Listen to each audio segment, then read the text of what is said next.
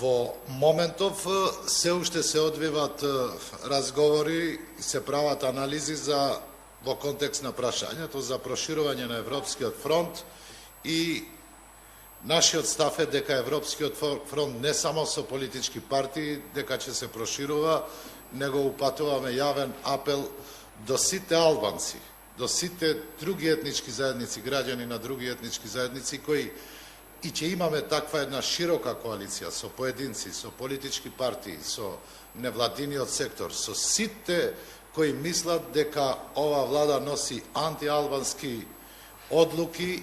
Ние повикуваме и на предвремени парламентарни избори, ние сме сигурни на нашата база.